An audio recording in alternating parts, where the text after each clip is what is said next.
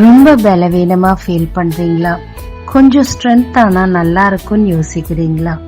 நெகேமியா 8:10 சொல்கிறது, கர்த்தருக்குள் மகிழ்ச்சியா இருப்பதே உங்களுடைய பலன். பவுலும் சீலாவும் சிறைச்சாலையில் அடைப்பட்டிருந்த போது அவர்கள் உடல் முழுவதும் அதிக அடிகளும் காயங்களும் இருந்தது. கால்கள் கட்டப்பட்டிருந்தது, தொழுமரத்தில் கட்டப்பட்டிருந்தார்கள்.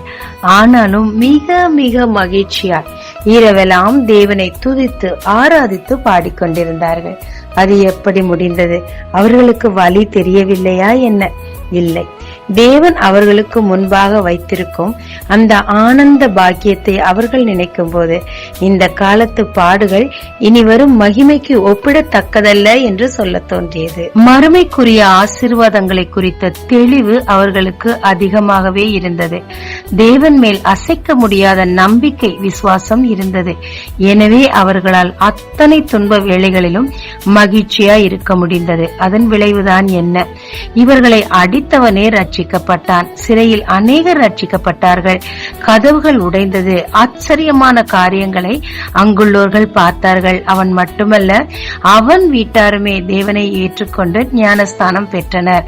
ஒரு ஆவிக்குரிய வளர்ச்சிக்கு ஏதுவாக இவர்களுடைய சந்தோஷம் அவ்வளவா இருந்தது. ஆமாங்க, வீட்டுல ஒரு விசேஷம். வீடு ஃபுல்லா எல்லா தேவையும் சந்திக்கப்பட்டிருக்கு. இந்த சூழ்நிலையில மகிழ்ச்சியா இருக்கிறது சாதாரண விஷயம். ஆனா ஒன்றுமே இல்லாத போது அடிகள், உதைகள், மிதிகள், பாடுகள் மத்தியில மகிழ்ச்சியா இருப்பதும், சத்துருக்களின் நெருக்கத்தின் மத்தியில் மகிழ்ச்சியா இருப்பதும், வியாதியின் மத்தியில் மகிழ்ச்சியா இருக்கிறோம்னா அதுதாங்க விசேஷம். அதுக்கு காரணம் தேவன் மேலுள்ள பூரண அன்பு, அவர் வாக்குத்தத்தத்தின் மேல் நம்பிக்கை, மறுமை குறித்த நம்பிக்கை. இவைகள் இருக்கும்போது கர்த்தருக்குள் நாம் மகிழ்ச்சியா இருக்க முடியுங்க. அப்படி மகிழ்ச்சியா இருக்கும்போது நம்முடைய பலவீனம் மாறி தேவன் நம்மை அதிகமாய் பலப்படுத்துவார். இதுவரைக்கும் நம் மகிழ்ச்சியை பார்த்து மற்றவர்களும் மகிழ்ச்சி அடைவார்கள்.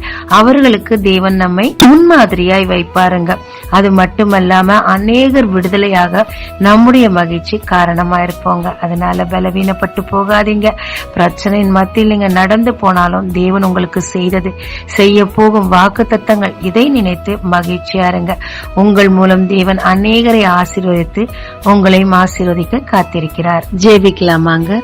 உம்மில் பலன் கொள்ளுகிற மனுஷன் பாக்கியவான் என்று வேதம் சொல்லுகிறது. உமக்குள் மகிழ்ச்சியாயிருந்து உம்மிடத்திலிருந்து பலனை பெற்றுக்கொண்டு அநேகருக்கு முன்மாதிரியா இருக்க எனக்கு கிருபை தாரும்.